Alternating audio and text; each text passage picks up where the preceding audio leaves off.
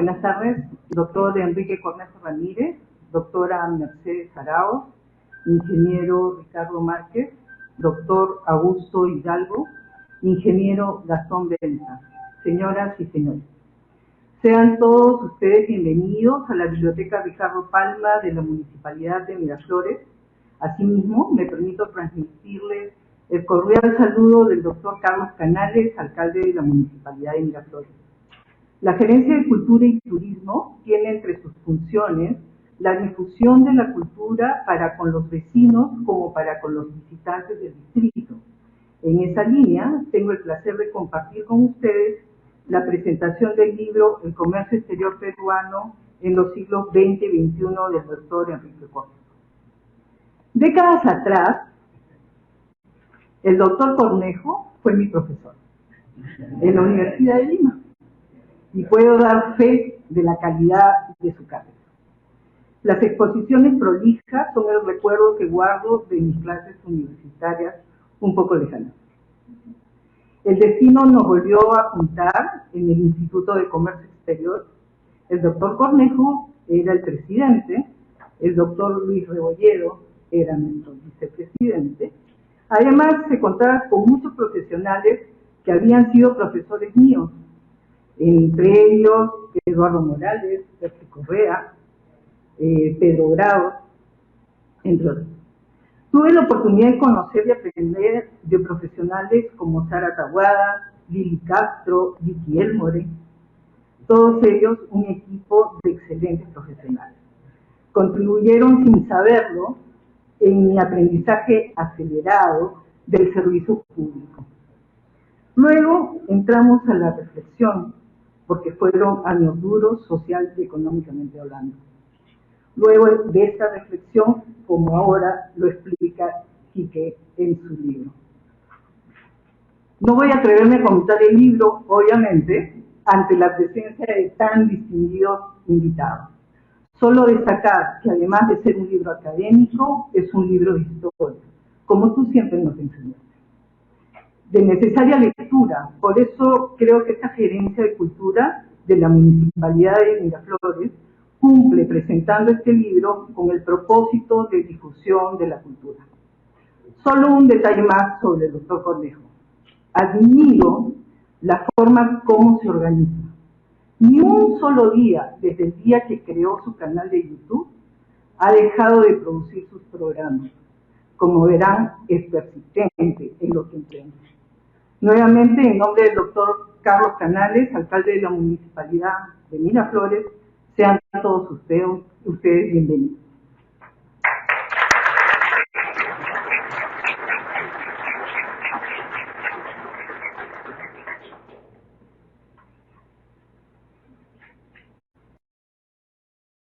Que hace casi un mes el doctor Cornejo vino acá y donó acá en la biblioteca su libro que enriquece el acervo de esta biblioteca que tiene libros de 3 siglos, que es una de las bibliotecas más importantes, creo, a nivel municipal. Y acá, por ejemplo, tenemos la biblioteca de la Mauta Augusto Tamayo Barbas, y tenemos mucha donación, así que su libro enriquece y futuras generaciones, de repente en 100 años también podrán ver cómo era el comercio exterior en nuestra época. Y de ahí salió la idea de presentar el libro acá. Tenemos un panel de personas de mucho conocimiento en el tema del comercio exterior.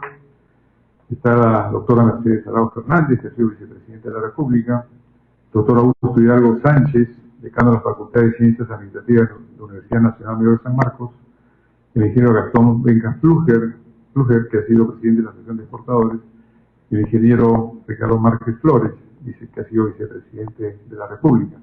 Cada uno de ellos tendrá un tiempo de 15 minutos.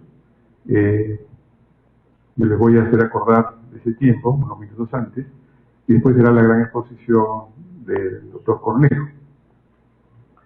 Empezamos con el doctor Augusto Hidalgo Sánchez, que es economista y doctor en administración, tiene una maestría en ciencias en la Universidad de Tennessee de Estados Unidos, actualmente es decano de la Facultad de Ciencias Administrativas de la Universidad Nacional Mayor de San Marcos. Bienvenido, doctor.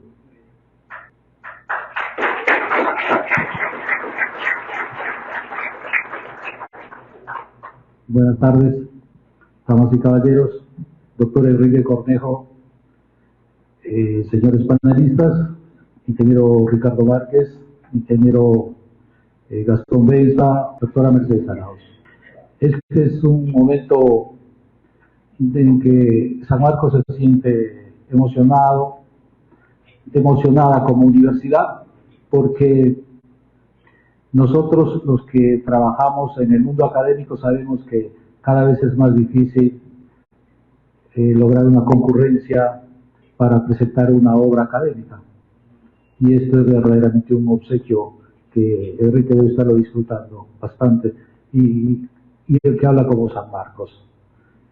El doctor Cornejo es profesor principal de la Facultad de Ciencias Administrativas de la Universidad Nacional Mayor de San Marcos y es a su vez director de la unidad de posgrado.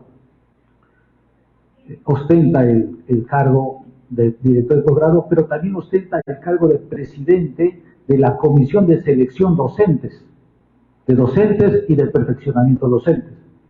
Entonces, con Enrique venimos trabajando hace muchos años en San Marcos y él ha destacado siempre, por lo que ya mencionó el director de este centro de estudios, destaca por su alta disciplina académica. Como nos contaba ahora, ya sobrepasó las 1000 producciones de video, ¿no? Algo voluntariamente que él hace, sin retribución alguna, de ninguna naturaleza, y eso es una expresión de su carácter y de ese elemento que he mencionado, su disciplina. Como dijo Heráclito, el carácter es el destino. Al final, el resultado de un ser humano es el conjunto de convicciones, el conjunto de hábitos que tiene, y es lo que le convierte en lo que llega a ser. Es lo que le convierte en ese factor que la sociedad reconoce como tal. Como resultado de eso, Enrique ha publicado más de 40 libros, todos registrados en la librería del Congreso de Estados Unidos, y ahora nos obsequia con este libro que es sobre la historia del comercio exterior en el siglo XX y siglo XXI, particularmente para registrar en la memoria de las bibliotecas y de las personas, de los agentes económicos y políticos, cuáles podrían haber sido las causas, cuáles los pasos que se dieron a lo largo de más de un siglo para tener en el Perú, en la República Peruana, el estado de comercio exterior que tenemos. Hoy estamos bastante impactados, por ejemplo, comparativamente con lo que está ocurriendo en Bolivia. Hace muchos años el ex vicepresidente de Bolivia nos contaba en una reunión que él apreciaba mucho el modelo de comercio exterior del Perú, porque teniendo Bolivia casi la misma cantidad de reservas minerales que el Perú, él se preguntaba, ¿y por qué Bolivia exporta la 8ª parte del Perú? Entonces, tiene la respuesta a esa pregunta, se puede encontrar con seguridad en el libro, haciendo la debida interpretación.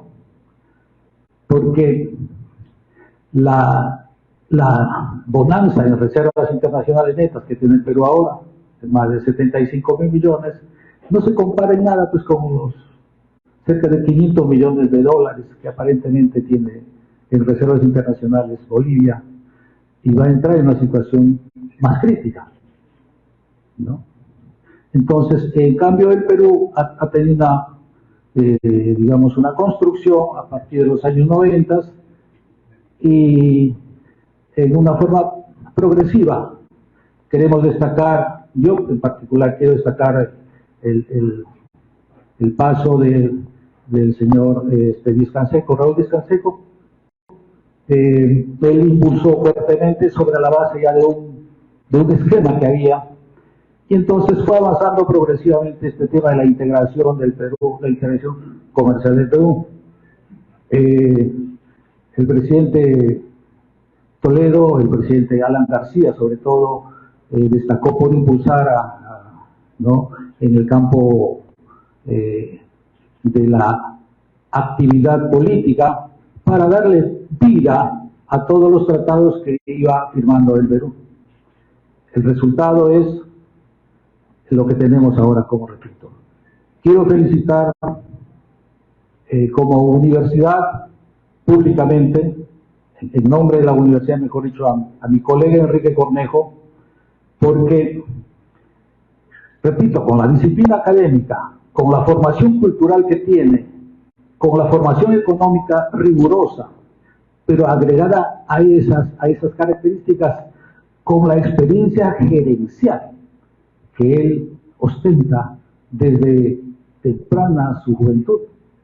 Entonces, esos elementos le otorgan la autoridad para escribir lo que ha escrito, y en ese sentido ya hemos hecho una evaluación interna en San Marcos y él sabe que en los próximos meses San Marcos va a invitarle a hacer algunas presentaciones.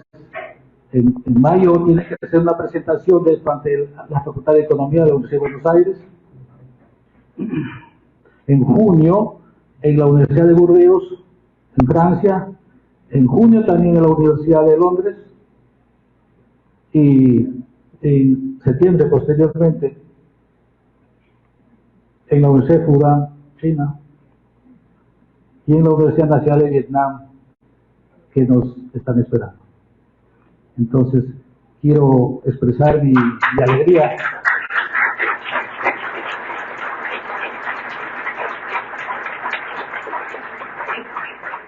y felicitar una vez más a Enrique y agradecer a todos ustedes por nuestra presencia esta tarde. Muchas gracias.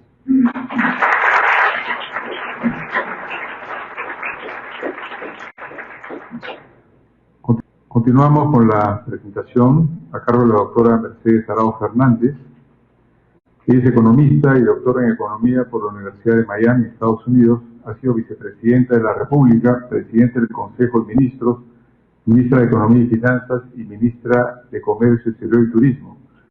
Actualmente profesora principal e investigadora de la Universidad del Pacífico. Adelante, doctora.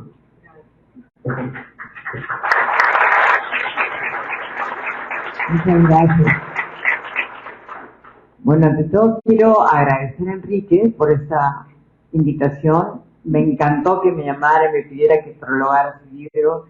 Realmente me siento muy contenta de haberlo hecho porque me encantó leer el libro. Fue una lectura entretenida, es largo, valgan verdades, es una lectura larga porque va con mucho detenimiento a cosas que a veces uno no se imagina, porque la metodología, Enrique, no solamente es estadística, no es como los historiadores que simplemente va buscando documentos, no. Enrique se va a hacer entrevistas a los personajes que han sido actores de la política pública, y entonces eso es muy interesante porque le da un bagaje diferente, ya le incorpora detalles realmente más profundos, qué pasaba, qué sentían la población, la gente que estaba en ese momento tomando esas decisiones. Entonces, la publicación realmente no es solamente el siglo XX y el siglo XXI, se va hasta en los albores de nuestra república. Entonces, cuando comienza a describir los primeros acuerdos comerciales que el Perú comienza a firmar, obviamente dentro de las estructuras de comercio que existían en esos momentos, que eran básicamente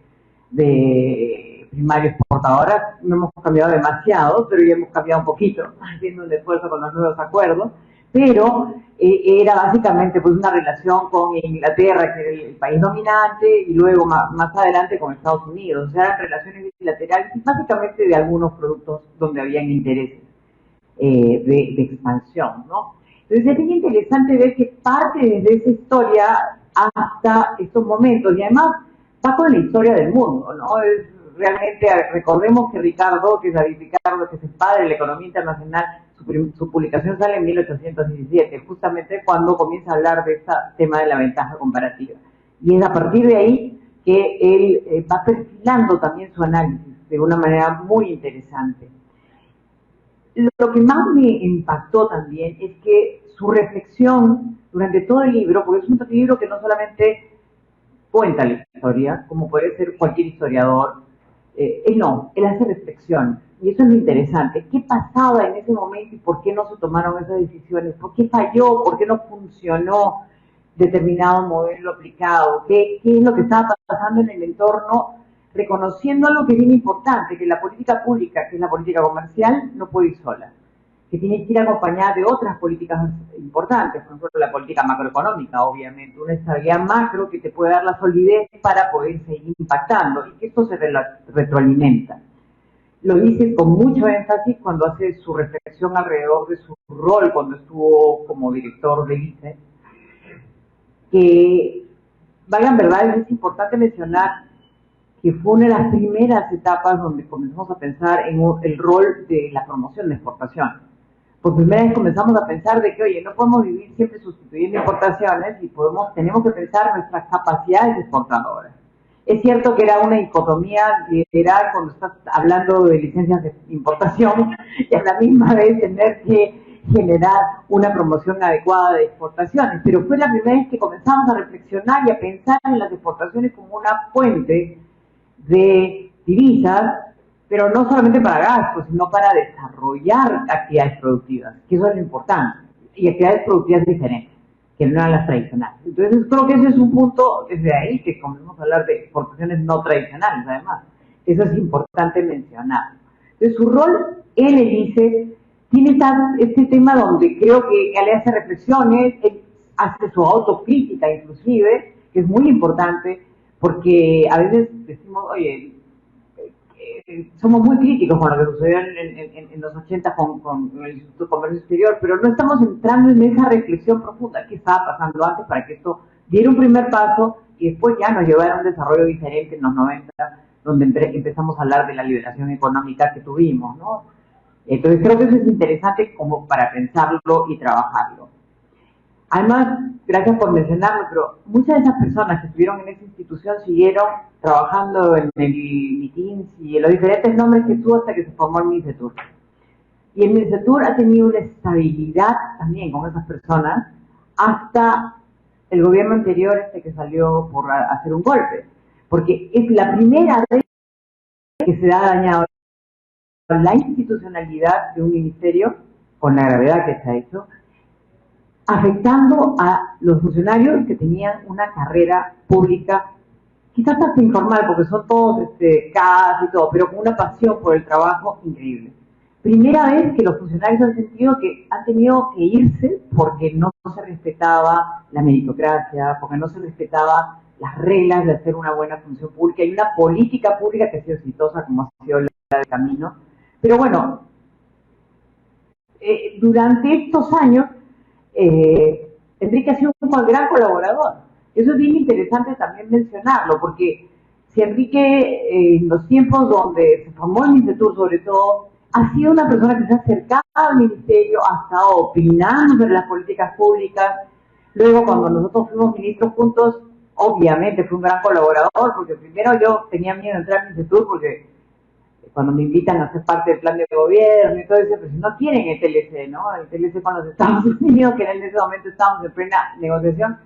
Pero Enrique me apoyó muchísimo para que siguiéramos con esa iniciativa y la mejoráramos, ¿no? De acuerdo a las necesidades de aquel momento, la mirada política, corregimos de acuerdo a lo que estaba pasando en Estados Unidos con este tema de incorporarle más dientes al capítulo laboral, que tenía más correspondencia con los intereses también del partido aprista en ese momento, y también los temas ambientales, que era también una necesidad de ponerle mayor fortaleza.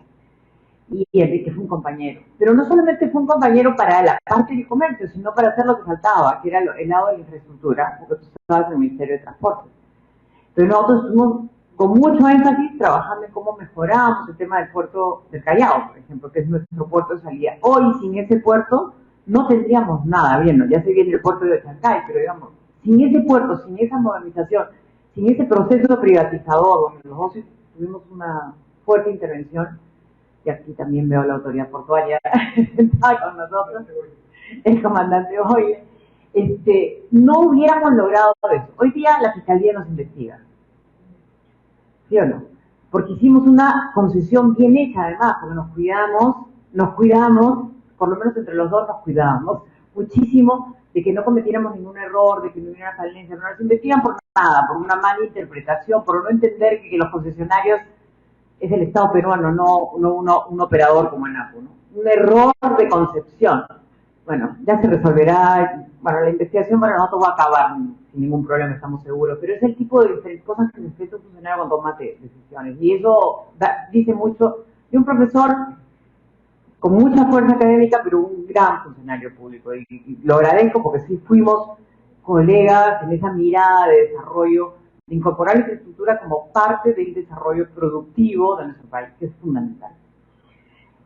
También creo que vale la pena mencionar cómo ha trabajado, como digo, todos estos análisis de comparar las diferentes políticas públicas a lo largo del tiempo, con mucho detenimiento, conversando con personas como Vicky Elmore, que es la Biblia de lo que es el mundo multilateral. Vicky está acá.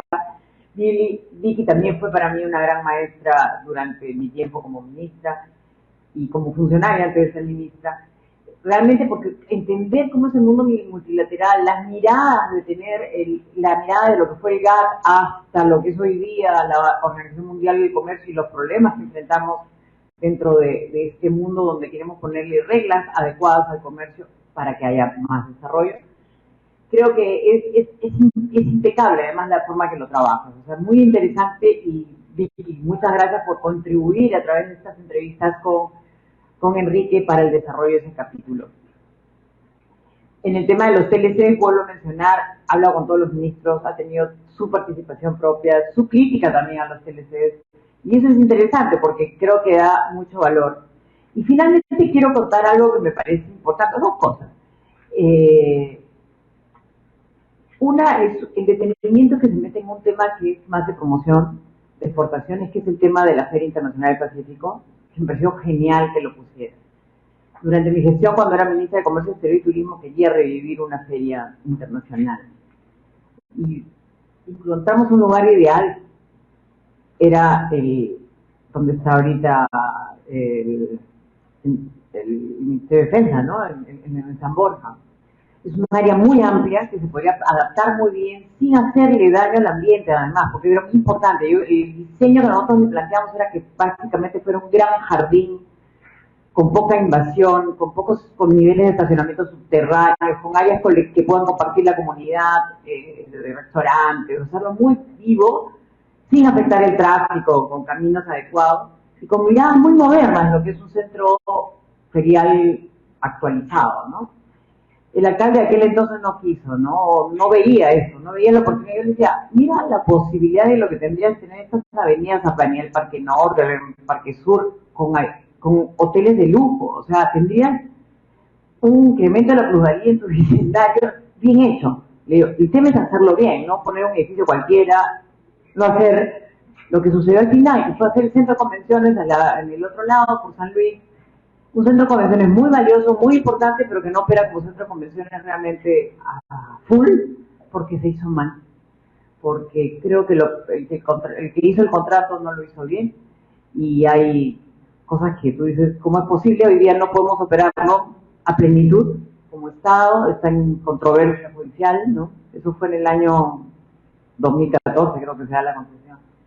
Y sí, hay lugares, es un centro de convenciones donde a mí me da pena, porque digo, has hecho una cosa realmente grande y bonita, pero puede ser que la sala más importante no tenga baños alrededor, o sea, no tiene un ascensor directo. O sea, hay cosas que dices, ¿qué pasó acá? Que no hicimos una construcción bien planeada, ¿no? Entonces, al menos nosotros teníamos la buena intención, pero no funcionó.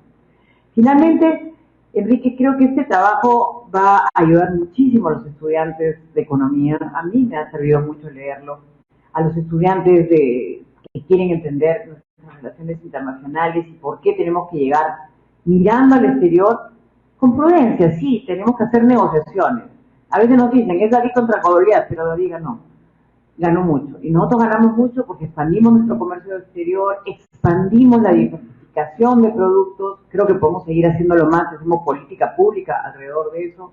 Tenemos ventajas comparativas que vienen dadas por nuestra provisión en la biodiversidad que tenemos un nivel de protección del ambiente que podemos mejorar aún más, y tenemos la responsabilidad de desarrollar nuestros pueblos, y para eso el comercio es una de las mejores herramientas. Muchísimas gracias por hacerme parte de esto.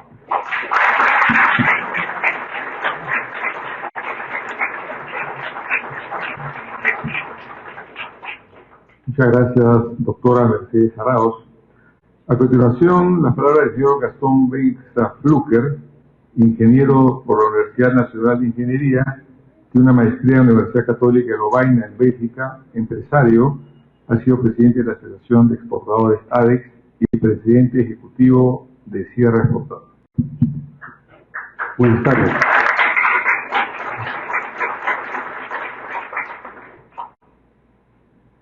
Deseo agradecer a Enrique Cornejo la invitación a la presentación de su importante libro El comercio exterior en los siglos XX y XXI en el Perú. El libro es una completa recopilación y análisis de todo lo que sobre el comercio exterior se ha hecho en el Perú. Realmente es absolutamente todo. Felicito a Enrique por su elaboración y estoy seguro que será un documento de consulta obligatoria en la academia y en el sector empresarial. Yo exporté en una época de la vida, como unos 15 a 18 años, y muchas veces hubiese querido tener la información que he encontrado en este libro, sobre todo en el inicio, ¿no? Y nosotros somos un país donde todos los años inician cientos de empresas a exportar. Una sociedad de bienestar general es aquella capaz de crear riqueza de manera permanente y creciente. Se logra esta condición con empresas eficientes, productivas, competitivas a nivel internacional, para poder vender productos o servicios a otro país. La exigencia es la mayor calidad, el mejor precio y ganar en el mercado internacional compitiendo con miles de empresas en el mundo.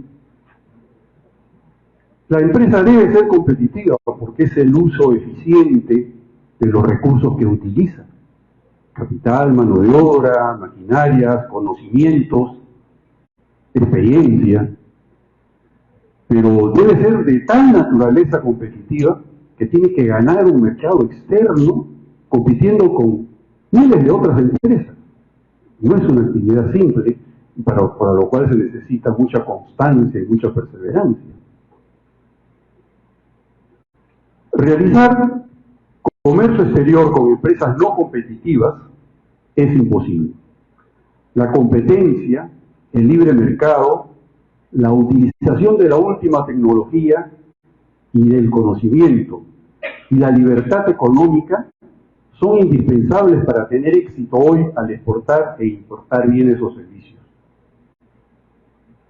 Los países con economías socialistas centralizadas, con empresas estatales no competitivas a nivel internacional, fracasan siempre en el comercio exterior.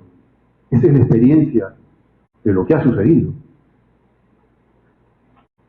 El gobierno comunista de China, exporta e importa con empresas privadas capitalistas, y su inmenso crecimiento económico en los últimos 40 años es la inversión privada y su producción privada.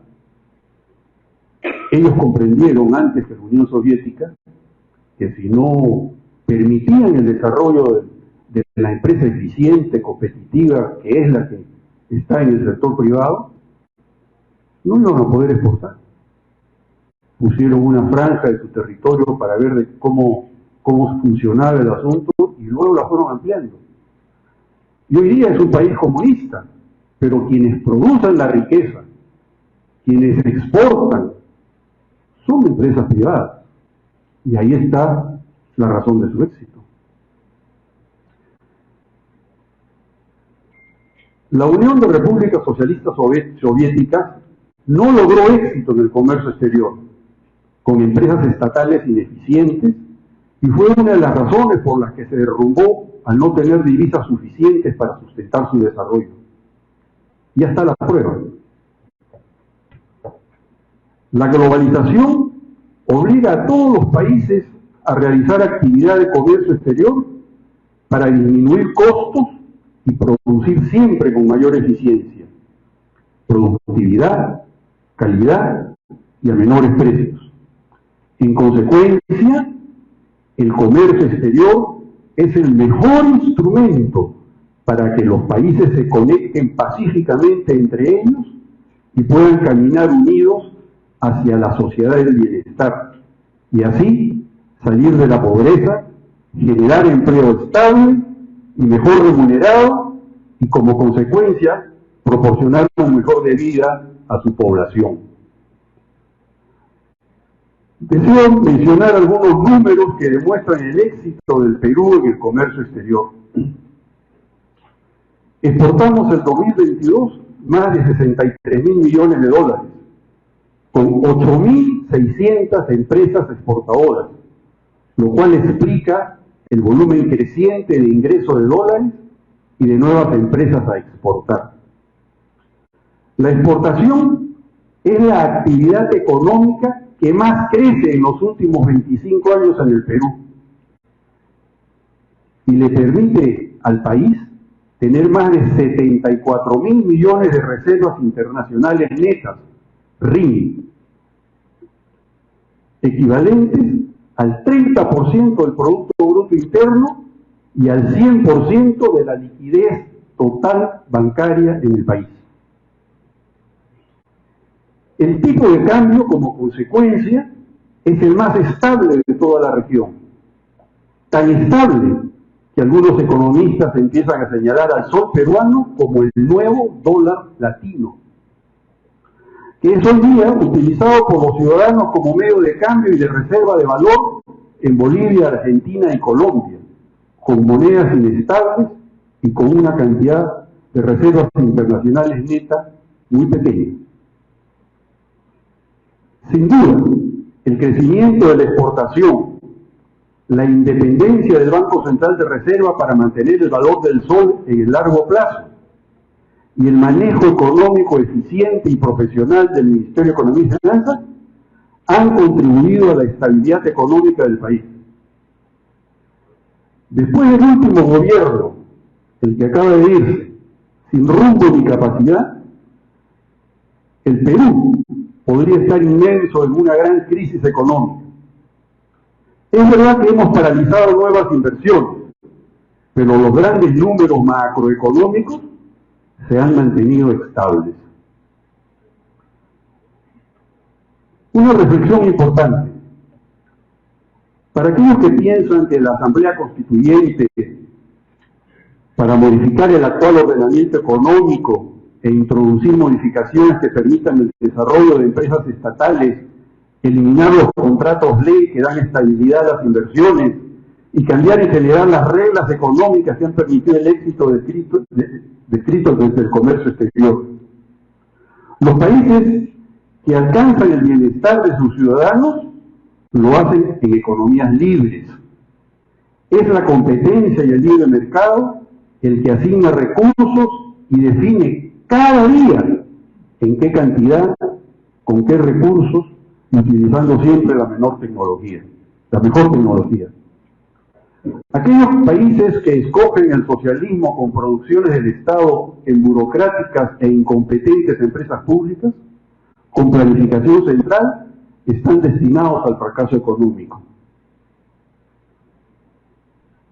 Eliminan la competencia mediante reglas de protección a productores y consumidores y desarrollan sistemas de controles y subsidios a la gente, distorsionando precios y costos. Distorsionar las estructuras de precios y costos en un país es fatal.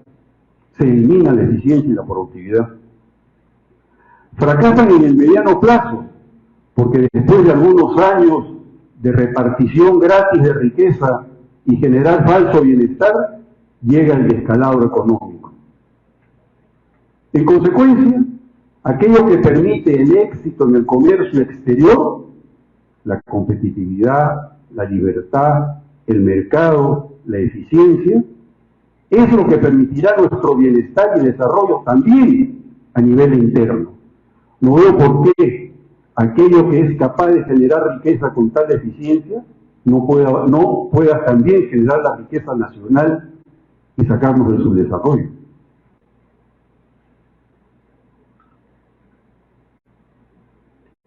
Experimentos con resultados comprobados y fracasados por múltiples razones no seguir.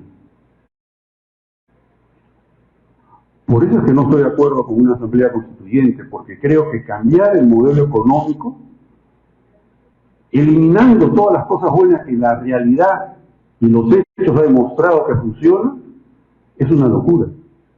Nadie dice que no habrán cosas que cambiar, por supuesto que hay cosas que cambiar, pero de ninguna manera otorgar el poder absoluto, porque la Asamblea Constituyente tiene el poder, recopila y analiza el comercio exterior peruano en los siglos XX y XXI, es de gran relevancia en la comprensión de los resultados exitosos obtenidos en el pasado y sirve para fijar el rumbo y planteamientos a futuro, para conocer aquello que debemos hacer para salir del subdesarrollo y lograr en el Perú una sociedad mejor y más desarrollada. Para terminar, quisiera hacer algún comentario, muy pequeño, porque sé que el tiempo no es tan largo. Hace solo 25 años, exportábamos alrededor de 6.000 millones de dólares, y hoy día estamos en los 74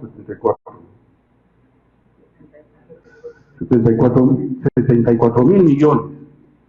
Bueno, no hay ninguna actividad en el Perú que haya crecido 10 veces en ese periodo.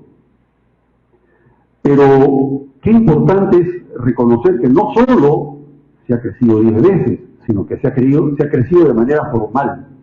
Quiere decir que todas esas empresas, como son exportadoras, son empresas formales. Pagan todos sus impuestos. Pero algo más importante, tienen puestos de trabajo permanentes. Pero además, con gente que tienen que educar para que haga las cosas cada vez con mayor eficiencia, porque si no, no podrían exportar. Y algo muy importante, hace un tiempo, hace unos años, cuando estaba en Sierra Exportadora, visité a los productores agroindustriales del Valle de Ica. Y entonces me empezaron a mencionar lo que ahí hacían para poder competir en el mercado internacional. Por ejemplo, cada plantita de uva tenía un controlador de humedad. Cada planta, que te estaba codificada a un programa en oficina. Y el dueño desde su casa podía saber si le faltaba un 1% de humedad a alguna de las plantas que estaban en ese momento creciendo. O sea, no solo es que el Perú tiene un gran viento de popa para que puedan crecer debido a la luz, a la temperatura, a nuestra posición geográfica que nos permite exportar durante todo el año. Esto es una gran cosa que la naturaleza le ha dado al Perú. Por eso cuando el Perú pone un producto en el agro, normalmente terminamos siendo los primeros exportadores del mundo. Porque además de tener la ventaja que nos da la naturaleza, volvemos estas ventajas en competitivas y dinámicas, utilizando la mejor tecnología y haciendo empresas muy eficientes. El milagro del boom de exportación de la costa es la combinación de estos dos factores. Y podríamos haberlo hecho también en la sierra.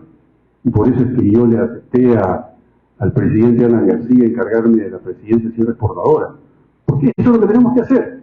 No es posible que un peruano que produce papas en el Ande produzca entre 6 y 10 toneladas por hectárea y que un holandés o un alemán que ha llevado nuestra papa a la cual se le ha tenido que hacer unas modificaciones genéticas para que pueda salir a esas temperaturas, a esas alturas, no es en los Andes, no es la temperatura del Perú, no es la cantidad de sol, de radiación solar que tenemos nosotros. Sin embargo, ellos, con tecnología y con conocimiento y con eficiencia y con organización, ellos producen 100 toneladas en un hectárea. Y eso es cierto para casi todos los productos de exportación del Perú en la sierra. Entonces, si nosotros desarrollamos un procedimiento para que cada uno de nuestros productores, utilizando información, conocimiento, tecnología y apoyo del gobierno de turno, no a través de un regalo, porque eso no se respeta ni se reconoce, sino a través de trasladar conocimientos, información y enseñarles a hacer las cosas como deben hacerse, estoy seguro que podríamos exportar con la misma ventaja que exportamos en la costa. Y entonces sí, podríamos decir que hemos conseguido la cantidad de gente que hoy día tenemos en el agro, en la sierra, ocupada con los mismos niveles de consumo, con los mismos niveles de productividad y con los mismos niveles de ingresos en la sierra. Eso es una de las cosas que el Perú tiene que hacer. Y eso es nada más que aplicar mucho de lo que ya tenemos y que Enrique ha puesto en su libro y que yo felicito muy efusivamente porque creo que la exportación es la actividad que nos permitirá ir saliendo poco a poco de la informalidad y que nos permitirá generar riqueza, que es la única forma de generar bienestar. Gracias.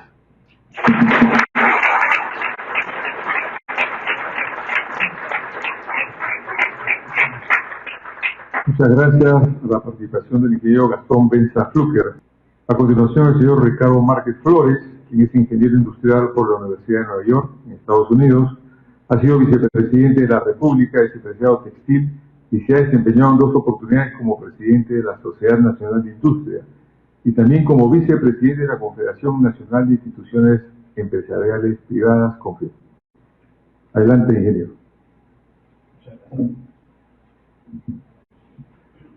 Estimado Enrique, muchas gracias, colegas en la mesa, muchas gracias por estar aquí.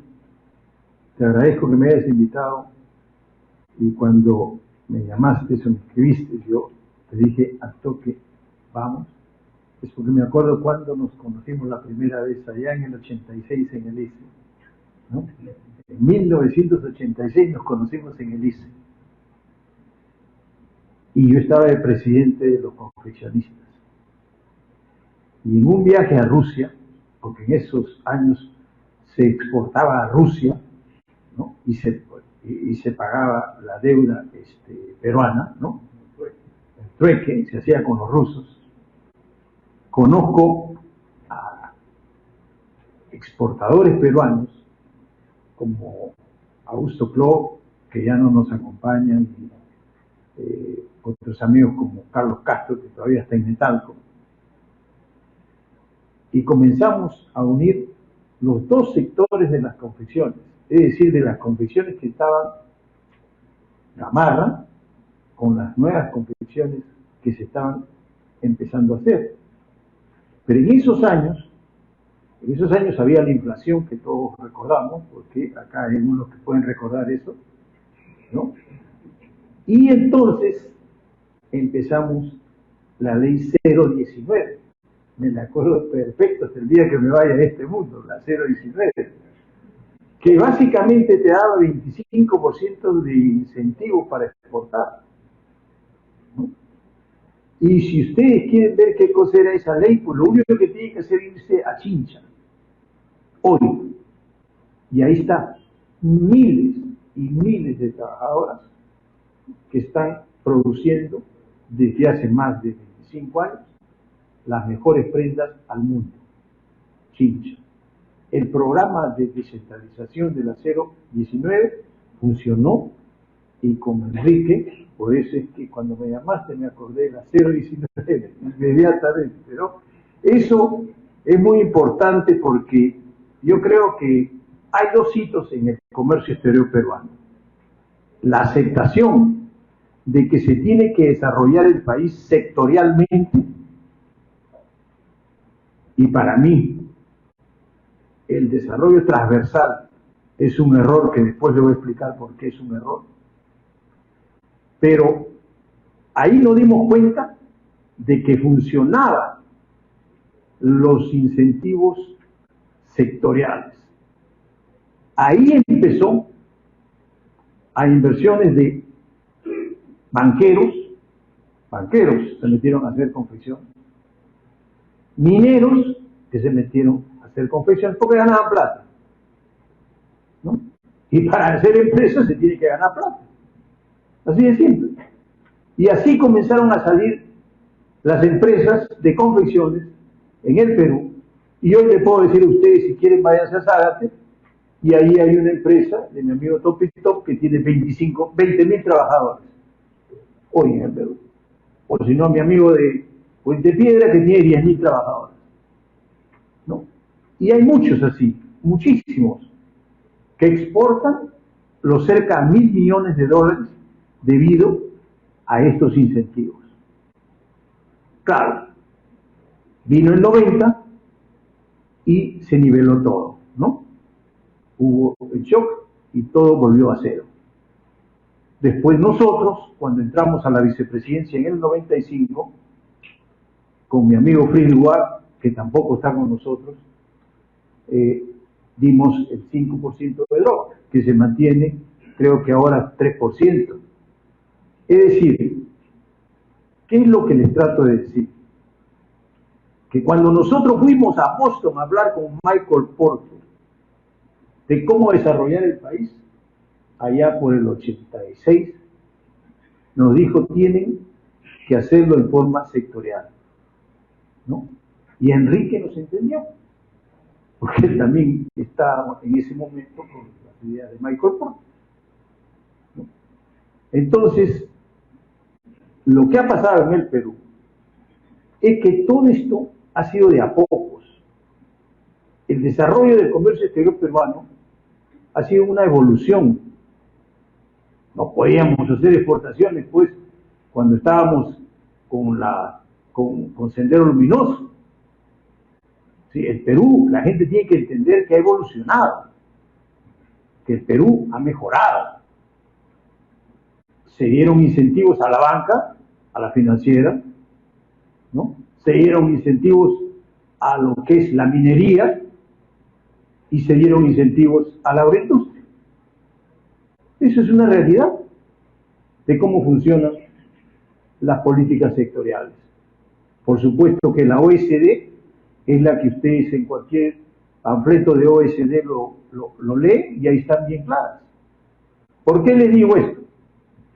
Porque este libro, que permíteme, no lo he leído todo, pero lo he leído por partes que me han sorprendido,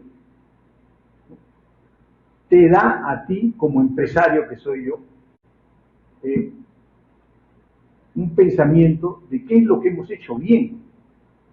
Y lo que hemos hecho bien se hizo, pues, cuando se hizo los TLCs, ¿no?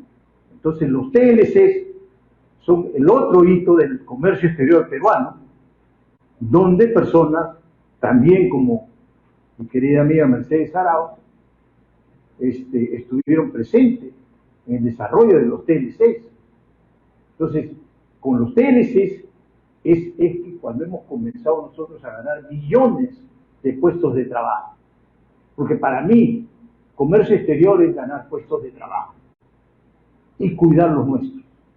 Y así es en Europa, especialmente, el concepto de lo que es TLC, ganar empleo. ¿Okay? Que acá también lo dicen. Alfredo Ferrero, ¿no? También lo dice, ¿no? Ese es el objetivo. Pero también hay que cuidar los puestos de trabajo.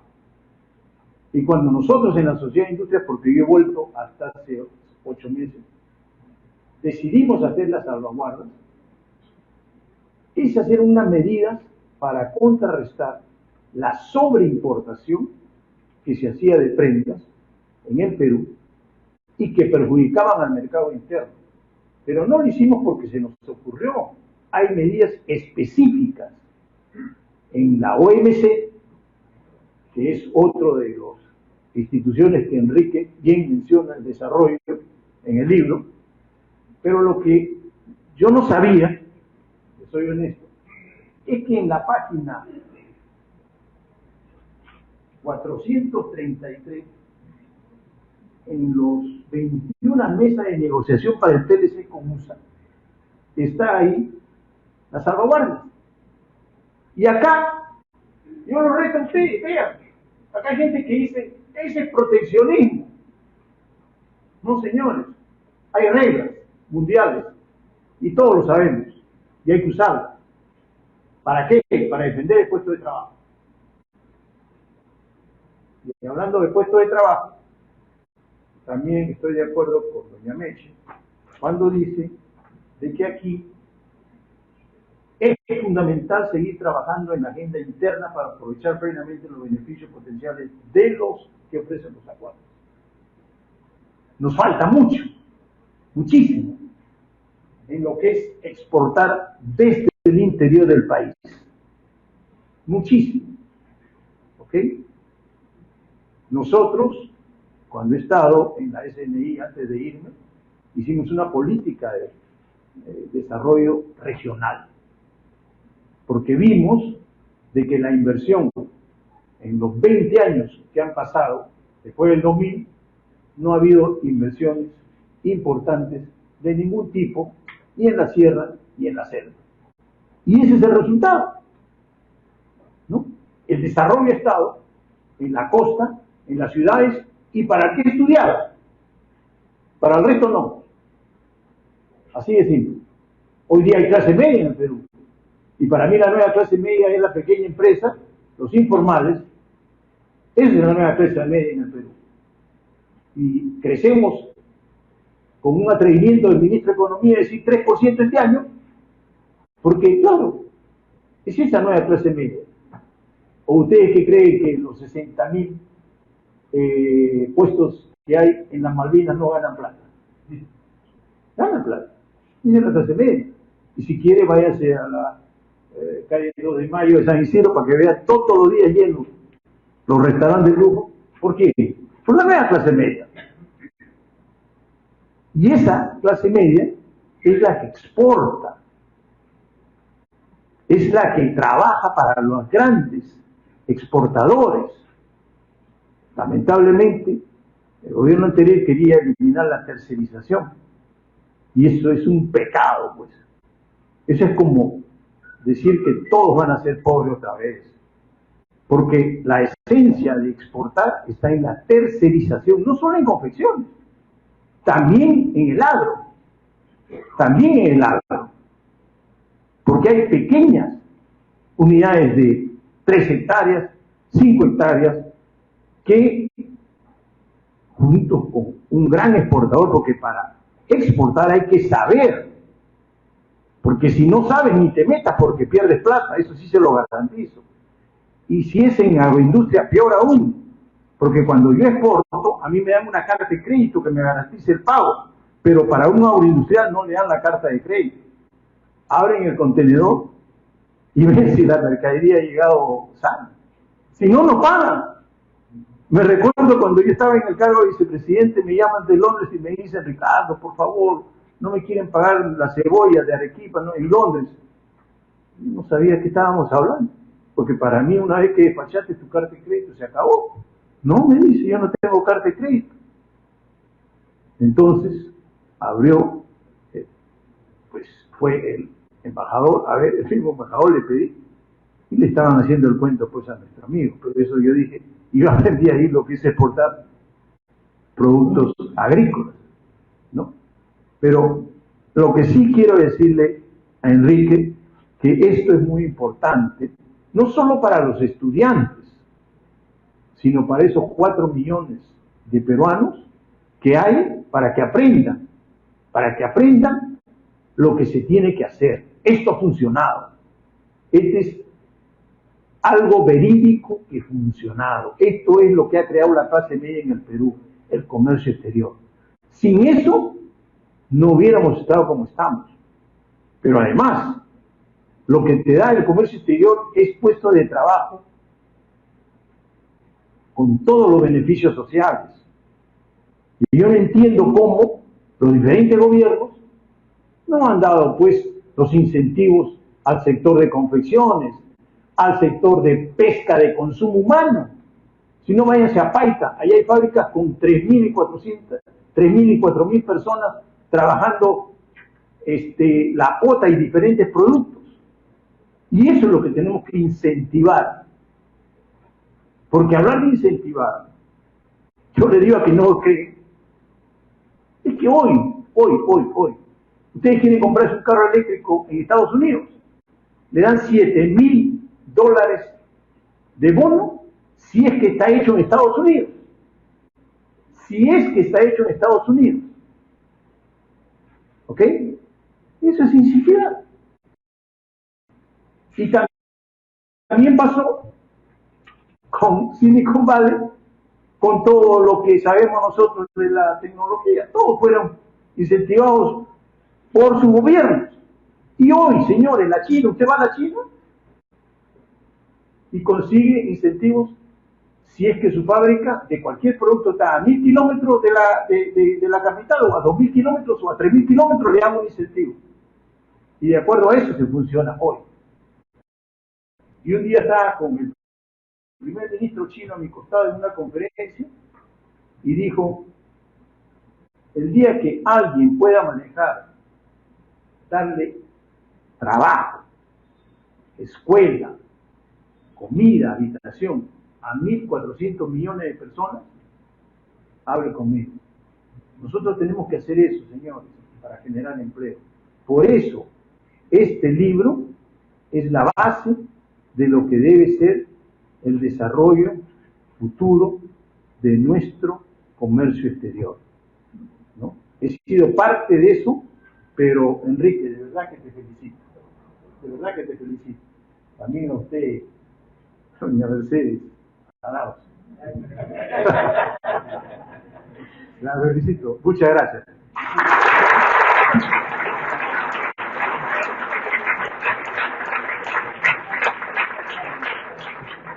Muchas gracias por su participación, ingeniero Ricardo Márquez Flores. Muchas gracias a nuestro panel, destacado panel.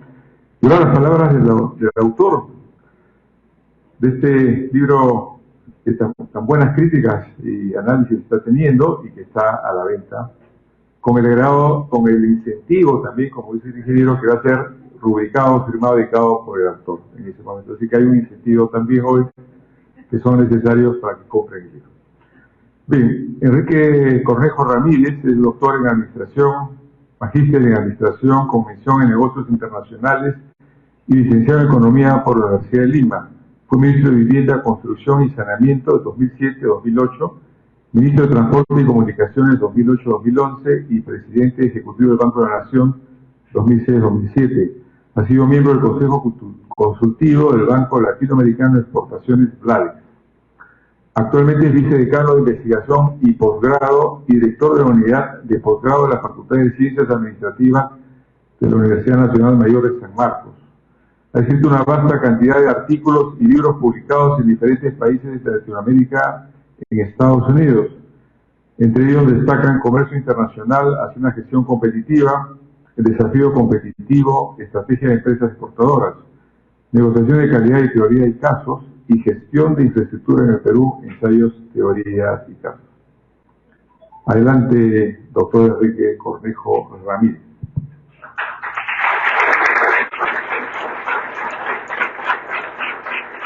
Muchas gracias. Muy buenas noches a todos ustedes.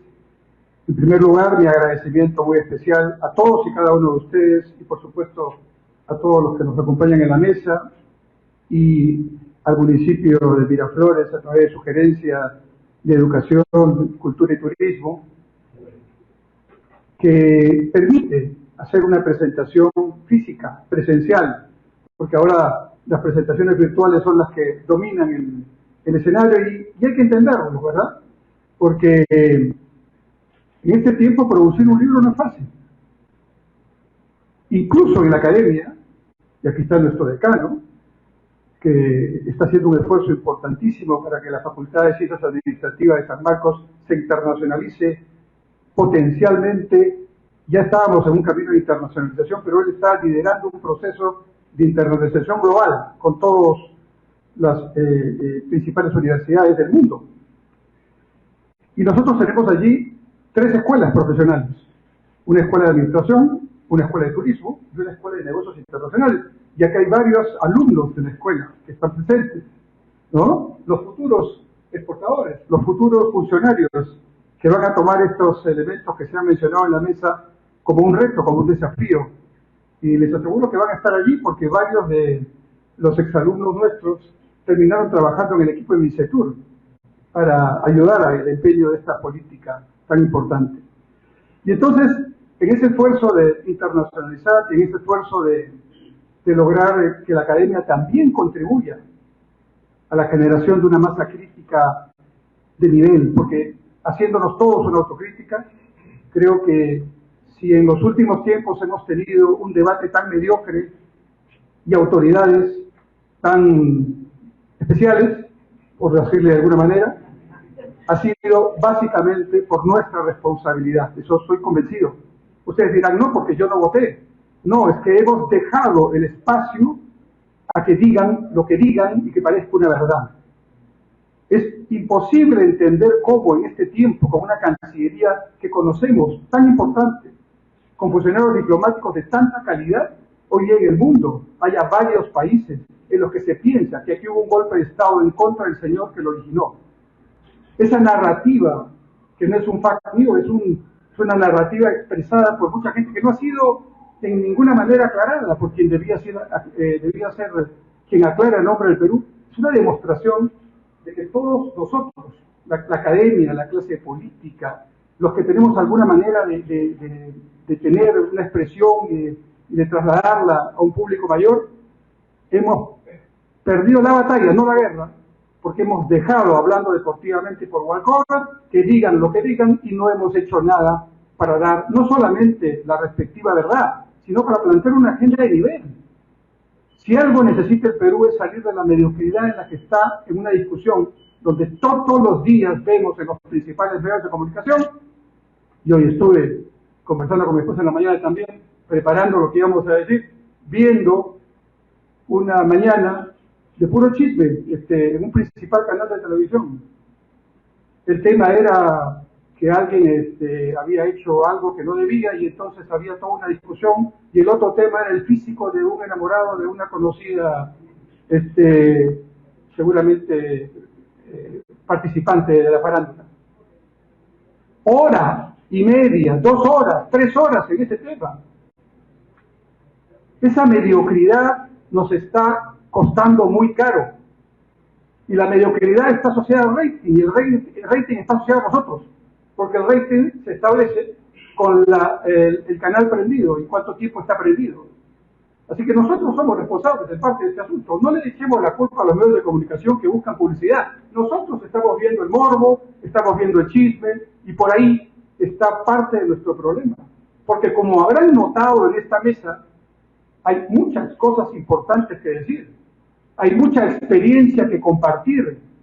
Hay muchos elementos que los jóvenes tienen que conocer, no porque lo que se hizo fue extremadamente bueno o no, sino para no repetir los errores que cometimos y para, partiendo de lo que existe, porque nadie empieza de cero, continuar haciendo lo bueno y perfeccionar lo que no se ha hecho para bien del país. Y entonces escribir un libro en este contexto tiene ese desafío. El desafío de hacer que todos ustedes, les agradezco mucho, estaba un poco nervioso porque estaban 5 minutos y había 2 personas.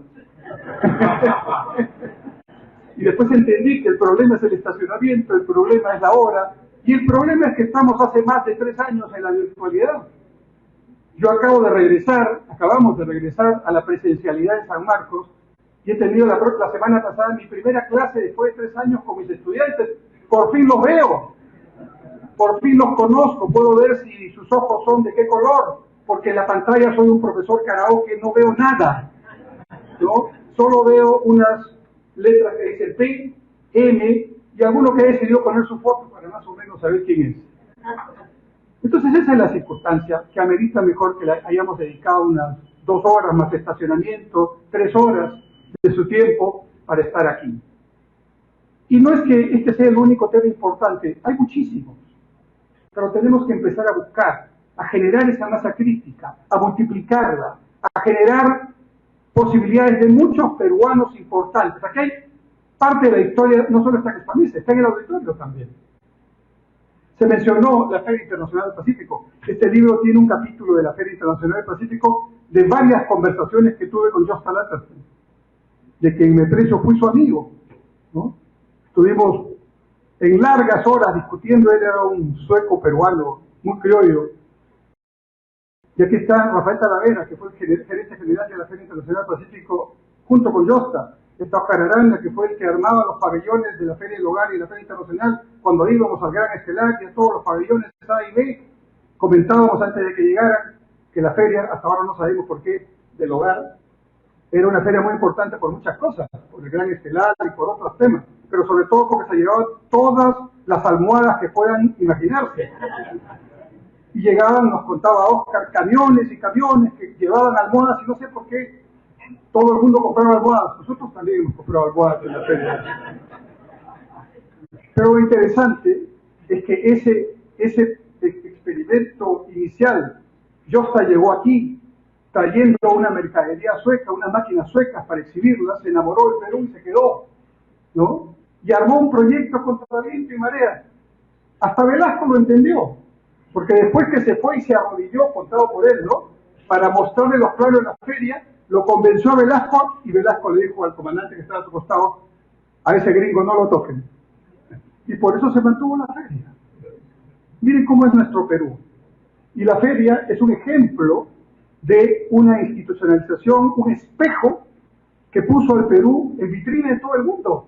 Aquí estaba, en el mismo local de la Feria Internacional del Pacífico, el local de AFIDA, la Asociación de Ferias Internacionales de América, que la presidía Perú, y Bogotá, la gran feria de Bogotá, y la feria de Santiago, la FISA, empezaron aprendiendo de Perú, y luego, lógicamente, como se ha mencionado, como las políticas aquí a veces son difíciles de mantener, entonces la feria luchaba contra viento y marea, porque además era un proyecto privado que se autosostenía, no tuvo un solo subsidio en toda su vida. Nadie lo ayudó, ¿no? Y más bien, a veces el Estado entraba y perjudicaba la acción de la feria, ¿no? ¿Cuántas veces hemos estado resolviendo con Gösta, con Rafael, ¿no?, problemas de algunos expositores que la aduana quería cobrarles por los 15 días que iba a estar, como si fueran a nacionalizar los temas, en fin. Aquí también está Vicky Elmore y varios del Instituto de Comercio Exterior, pero en realidad, haciendo honor a la verdad, no eran del Instituto de Comercio Exterior, porque el Instituto de Comercio Exterior se generó sobre la base de lo que ya había de experiencia en el Ministerio de Comercio entonces, o Viceministerio, y sobre el FOPEX, la Agencia de Promoción de Exportaciones. Y quizás, dentro de muchos errores que podemos haber tenido, uno que no fue error y que lo repetiría, fue sumar voluntades con los que ya sabían. Y en medio de una institución que los que están presentes, muchos saben, que era una institución que estaba en un marco que no era muy proexportador, claramente, porque vivíamos una estrategia de sustitución de importaciones en sus fases finales, ¿no? Sin embargo, hicimos el esfuerzo de promover, claro, como digo en el libro, autocríticamente, el esfuerzo de promover se perdía, porque efectivamente las noticias que salían eran las de las licencias y de la parte operativa, que era una parte de nuestro trabajo. Pero no se imaginan, y en el libro está detallado, la cantidad de cosas que se hicieron en promoción. Pero claro, es un poco nadar contra la corriente, porque el marco macroeconómico, los fundamentos, no eran precisamente muy buenos para exportar. Y precisamente por eso el recuerdo que ha hecho Ricardo es quizás interesante en ese contexto. Efectivamente, el Decreto Supremo 019 fue una isla, ¿no?, en medio de estas circunstancias. Yo me acuerdo que vino Monitor ya gobierno del señor Fujimori, 91-92, contratada por el gobierno. Y vieron todas las exportaciones estaban así, pero una estaba así. Eran las exportaciones de prendas de vestir de Perú. Y dijeron, ¿quién puede explicar esto? Y alguien les habrá dicho, ahí está Cornejo que había estado en esa... Entonces me llamaron y estuvieron 3 horas conmigo los de Monitor, explicándoles el 019. ¿No? En realidad, yo entiendo, ¿no? Además enseño esto a que están mis alumnos, ¿no? En la universidad se necesita un entorno competitivo. No había un entorno competitivo en ese tiempo. Pero al menos intentamos generar algunas bases para que pudieran más adelante consolidarse el proceso, y felizmente ocurrió. Y entonces, uno de los elementos que creo que recoge el libro, y es quizás el Convenio Interamericano del Café, ¿no? El GATT, que ya hablamos, y por ahí me falta uno, y 3 o 4 convenios bilaterales con los países limítrofes, con Chile, con Bolivia, con Argentina, que están en el libro detallados, y para futuras investigaciones están los anexos de esos acuerdos, que yo no los he investigado, pero que dan lugar a tesis de N posibilidades para generar condiciones mayores hacia adelante.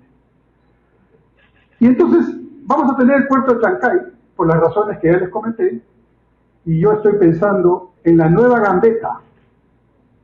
Ayer he visto que el municipio del Callao ha hecho una operación muy de madrugada para sacar a los camiones que pasan 24 horas esperando entrar al puerto en su turno. Duermen ahí los choferes porque no hay antepuerto. Y la nueva Gambetta va a ser la Panamericana Norte. Porque como es lógico, parte de la carga global por el Callao, desde Lima y desde el sur, va a ir a Chancay. Y si ustedes van en este momento al Callao, aparte de los camiones que están estacionados, están las obras de la línea 2 del metro. Avanzadas, pero están. En consecuencia, estar ahí en esa avenida es pasarse 4 horas sin avanzar, con el peligro de que al final termine saliendo sin nada, ¿no? Por razones obvias. Entonces, hay que mirar el futuro ya no largo, sino el futuro inmediato. En algunos de los capítulos finales del libro yo planteo que la infraestructura hay que plantearla de manera integral y multimodal ya. El puerto de Chancay, el puerto de Callao y el puerto de Pisco. Y hay que mirar de esa manera el frente Asia-Índico. Articulando, tenemos a los mejores operadores del mundo. En el muelle sur están los árabes, que son los terceros. En el muelle central y norte están los daneses, que son los segundos. Y en el norte están los chinos, que son los primeros. ¿Qué más queremos? Tenemos a los 3 mejores operadores del mundo. Y eso requiere una buena regulación también. Y ahí nuevamente el tema no es solamente que el tratado, necesitamos un Estado fuerte. Pero no un Estado fuerte para burocracia, para controles, no. Un Estado fuerte es un Estado capaz de regular. Y para regular, el Estado tiene que tener funcionarios que sean mejores o mínimamente iguales que a los regulados, con la mínima información necesaria y las capacidades para que el regulador no le cuente el cuento, y para que ejerza en nombre de todos nosotros la tarea de regular para que no se abuse. De manera que efectivamente hay muchas cosas que tenemos que hacer, pero quizás el principal problema que tenemos, entre otros, para este tema de las políticas de Estado, es esta vocación de vivir el Perú como compartimento estanco.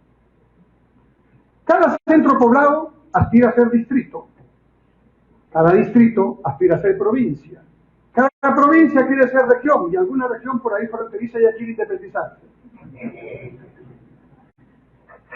Pero no solamente eso. Dentro de cada provincia hay distritos que no se hablan. Hay provincias que no se hablan.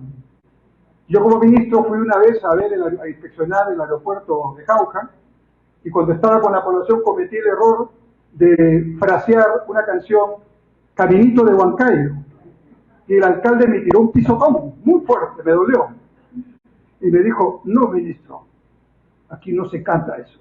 Y él empezó a cantar, Jauja, qué dulzura, pedacito, porque Jauja canta lo jaujino y Huancayo es Huancayo. y Huancayo quiere tener su aeropuerto.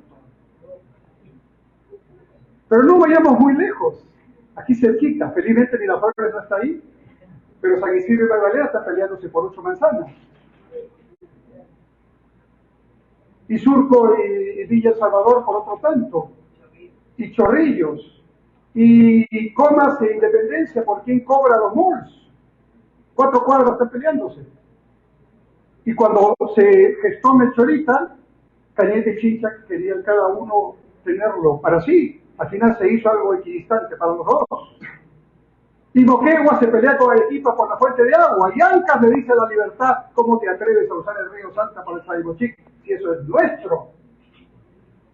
Y sigue el compartimento estanco. 14.000 millones de soles de canon sobre canon y regalías mineras en los últimos años. Y estoy terminando un artículo donde en esos distritos, en esas provincias, hay pobreza, no hay agua y desagüe, no hay camino, puente básico. ¿Cómo es posible eso? Y vienen aquí a pedir cuentas, y tienen que pedirle cuentas a su alcalde y a su gobernador regional, sobre todo al alcalde. Un solo distrito, San Marcos, que tiene la virtud divina de estar abajo de la mina Altamina, en el callejón de Huachucos, un solo distrito tiene más de 1.000 millones de soles de libre disposición. Más ingresos que Miraflores y San Isidro juntos, y San Borja y todos. Cuando yo llegué a ese distrito, ya hace algunos años, cuando estaba el presidente de Banca de la Nación, le pregunté al alcalde, lo felicito, tiene usted recursos, me imagino que aquí ya no hay problema, aquí usted tiene drenaje pluvial, tiene agua y desagüe. No, me dijo, miren la forma de contestar. Me dijo, no, el agua y desagüe es responsabilidad del Ministerio de Vivienda. Entonces, curioso, tienen plata, pero es plata de ellos, compartimento estanco. Pero la obra hay que pedirle al gobierno nacional. Hay que cambiar eso. Claro, si alguien dice eso en este momento, no van a votar por él o por ella los que están con ese dinero. Pero alguien tiene que romper el huevo, o sea, para hacer la tortilla. O tenemos que hacerlo en un proceso, ¿no? Eso sí requiere, esa revolución hay que hacer. Esa revolución hay que hacer. Hoy día estamos lamentando que todas las quebradas se activaron. ¿Y por qué nos lamentamos?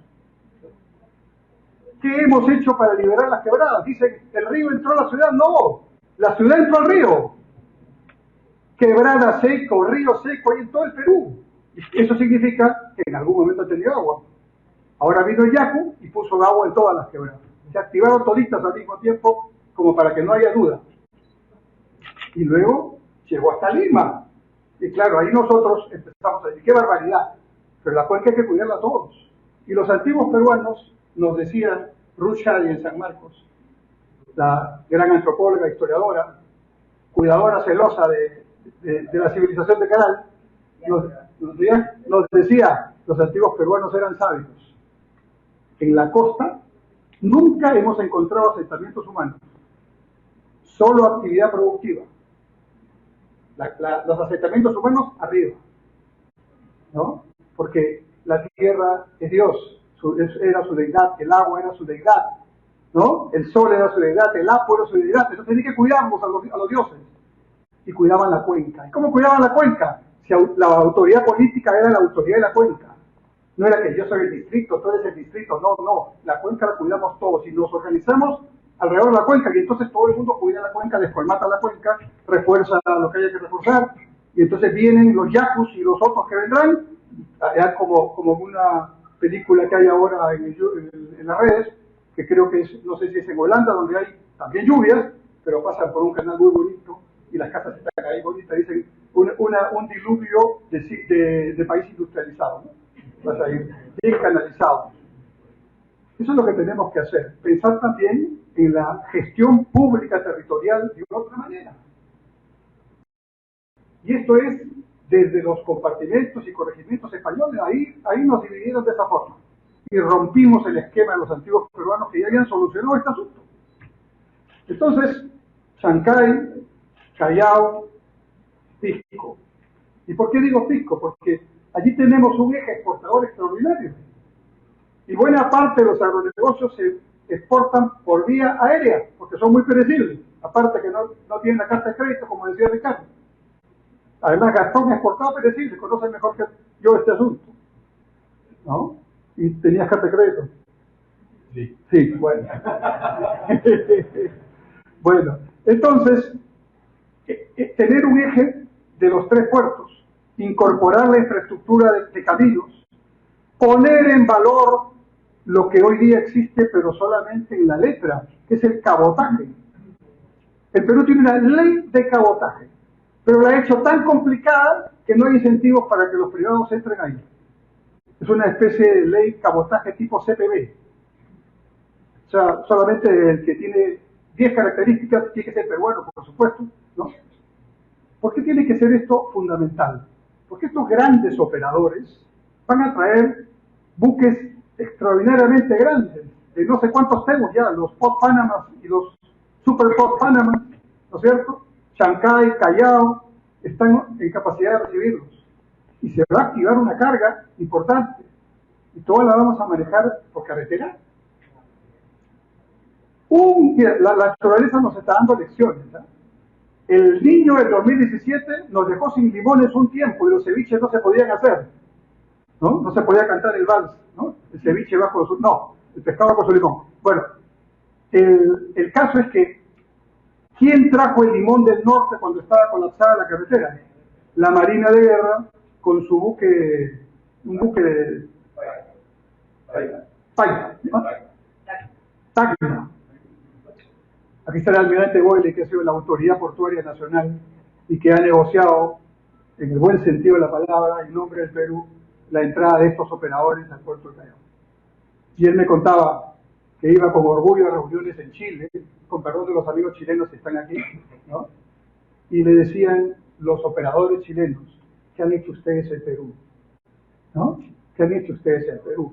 Y él, estando en Chile, recibió la noticia del ganador del concurso del lado norte. Y los chilenos se empezaron a preocupar. ¿Por qué? Porque ellos han creado un puerto que se llama San Antonio, que es un puerto de contenedores exclusivamente creado porque nosotros éramos ineficientes en el canal. Y entonces hay una cosa ilógica, es como si de aquí fuéramos, vámonos a Ancón, pero para ir a Ancón desde aquí nos vamos primero a Ancash y después regresamos, ¿no? Los buques vienen acá y tendrían que quedarse aquí, ya los chinos lo entendieron, ¿no? Pero los buques llegaron aquí y no había la grúa pórtico para cargar el contenedor. Y el Callao tenía 11 metros 99 de profundidad, cuando estos buques requieren mínimo 14, 16. Entonces no venían esos buques aquí. ¿Y a dónde se iban? A Cartagena, se iban a Manta, se iban a Guayaquil, se iban a los puertos chilenos, y los chilenos crearon sus puertos San Antonio. Bueno, ahora no sé qué van a hacer, le pondré algún museo al puerto, porque con los avances que estamos teniendo, ¿no? A pesar de todo, realmente la carga va a venir por acá. Va a venir por acá. Están los mejores operadores del mundo, ¿no? Y esa denuncia que contaba Meche, efectivamente, ¿no? Ya me había olvidado ya de esa denuncia, ¿no? Pero esa denuncia tiene que ver con una denuncia de los trabajadores sindicalizados del puerto, ¿no? Que decían como bandera que era una tremenda inmoralidad y una tremenda acción antipatriótica que el Estado no estuviera del control de esos puertos. Cuando nosotros, con la mejor buena voluntad de quienes estuvieron en el ENAPO por años, porque ha habido unas gestiones eficientes, no podían hacer nada más que lo que podían hacer dentro de una operación estatal que no tenía recursos. Y si no tenían recursos, ¿cómo van a invertir en las grúas pórtico? Las grúas pórtico en el Perú recién vinieron en el año 2009, 30 años después cuando debimos tenerla. Y entonces recién empezaron a venir buques de mayor calado. Pero claro, junto con eso hay que gestionar. No se trata solamente de tener la grúa pórtico, hay que gestionar. Y la gestión pasa, por ejemplo, porque cuando un camión entra al puerto, no puede estar más del tiempo que ya está programado que tiene que estar. Y esos que están afuera, por eso están esperando, porque no pueden hacer esperar al puerto. Todo es plata. Lo manejan así, ¿no? Y eso requiere una especialidad, que no la vamos a inventar.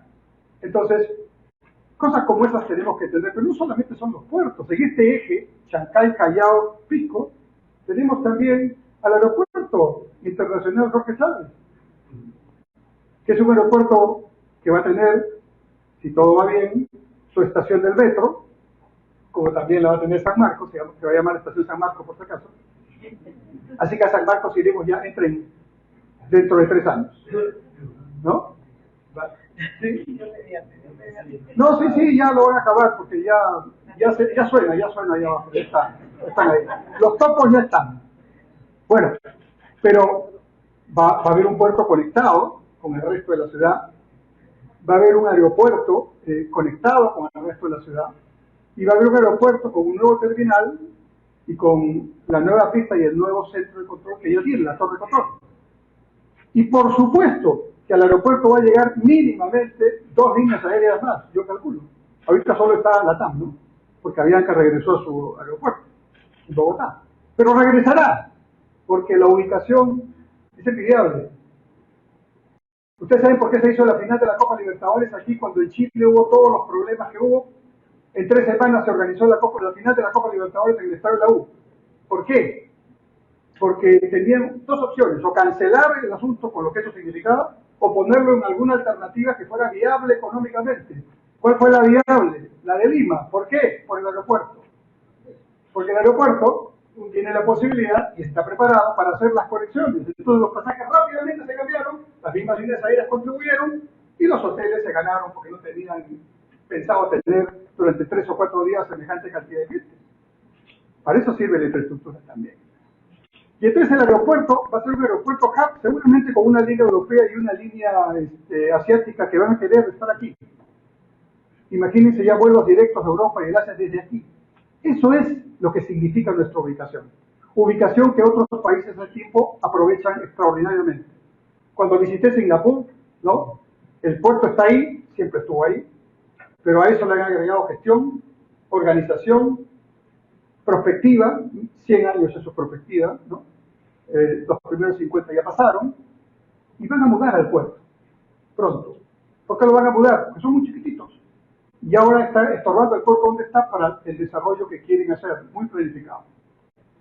Pero lo importante es que en una ciudad-estado como Singapur, bueno, ni agua potable tienen, porque se la compran a Malasia, en una ciudad como esa, pequeñita, que es la mitad de Lima, ¿no? Están todas las industrias que se puedan imaginar de energía, de gas, ¿no? De petróleo, y ahí no hay ni una gota de petróleo. ¿Por qué? Por la ubicación estratégica de la zona portuaria. Eso es poner en valor lo que uno tiene, ¿no? Por eso, en la parte final, sugiero empezar a reflexionar sobre dejar de ser compartimento estanco, ¿no?